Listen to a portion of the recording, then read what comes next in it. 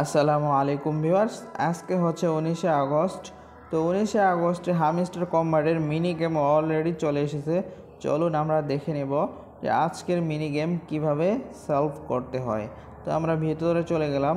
আপনাদেরকে প্রথমে বলে নিই যে আপনারা আমার ভিডিওটা 2 থেকে 3 বার মনোযোগ সহকারে দেখবেন, দেন আপনাদের মিনি গেমটা চালু করবেন। চালু করে দেখবেন একবারই সলভ করতে পারবেন। আশা করতেছি বুঝতে পেরেছেন। চলুন আমরা প্লে করি।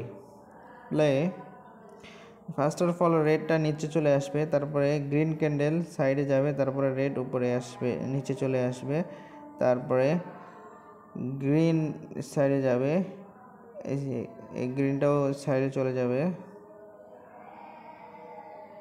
Sorry, net issues.